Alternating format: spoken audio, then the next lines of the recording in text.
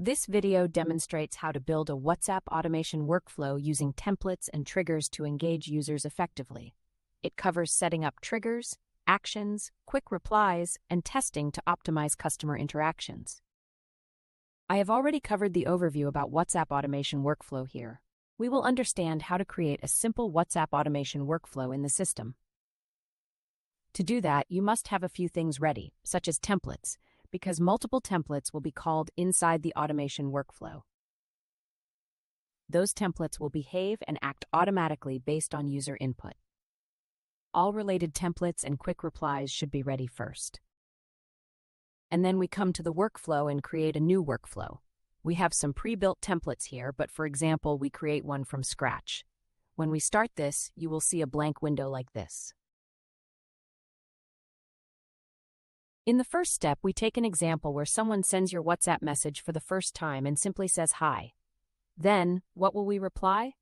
We choose a trigger to start the process, selecting incoming text message because this is the first trigger. We take the input first and then reply. Here, you can associate multiple keywords because people can reply with anything like hi, info, what's the price, I want to know more, or anything else. We simply set the trigger points by guessing what people might reply. So we add hi, info, or price. And so on, you can add multiple keywords here to trigger the next message after that. You need to decide what the next action will be. So we add an action here and connect this action to this point. In this way, the action will happen when the user says something like any of these. We give an option here to send quick reply buttons. We choose quick reply buttons here, which allow the user to choose multiple options. By default, this is 3, because Meta allows only up to 3 buttons in a single reply. Let's say we choose here info. Maybe people want to know more about it, info, and we add info. Then we add price.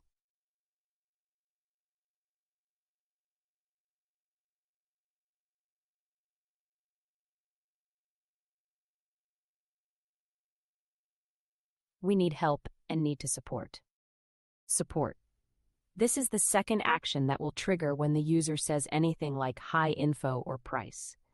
You can simply put it as catalog or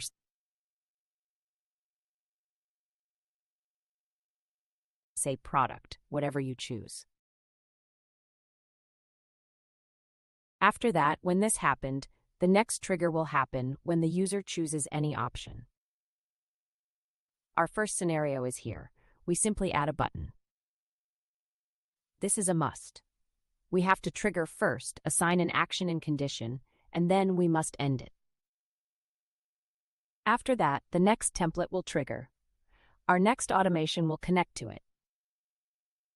This is the complete action. People say something, we ask or give an option to choose, and then when it happens, the first message will end, and the next message will start triggering according to the plan and templates. So, this is the basic example of the template. We can make it more useful by using it with pre-built templates I showed you before starting. So we come here and choose Workflow, then New Customer Welcome, and use this template. You can see the pre-built sections are already enabled. If you want, you can edit them here.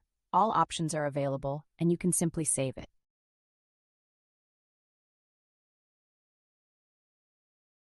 And we go down, and the saved automation is here.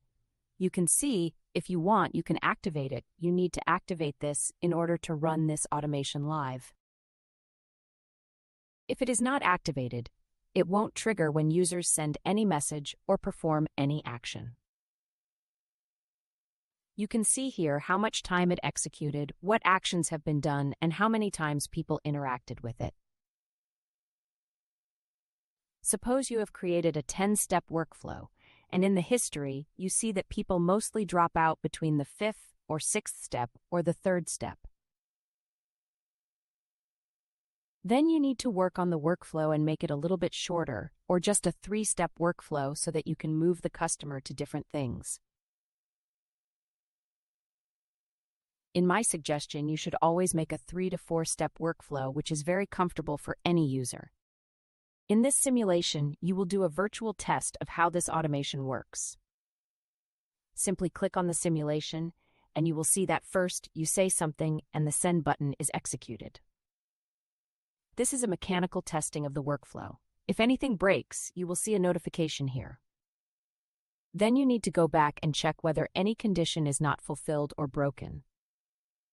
You can then see and fix it. The purpose of the simulation is only this.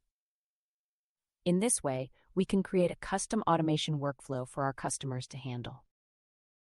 The way we have a very good amount of pre-built templates related to e-commerce business and auto flows. These are all pre-built templates from Meta. This is the default template from Meta you can use and edit. Suppose you use this template and add your own conditions inside it. You can also do that. The easiest and fastest way to create an automation is to pick a related template, add more actions to it, and then save it. In this way, you can create it a little faster and more accurately because you won't miss any steps in between, as all are mostly connected. So this is the way you can create custom and pre-built workflows and use it with your WhatsApp CRM system. Learn to create and activate WhatsApp automation workflows with triggers, quick replies, and pre-built templates for efficient customer communication and workflow optimization.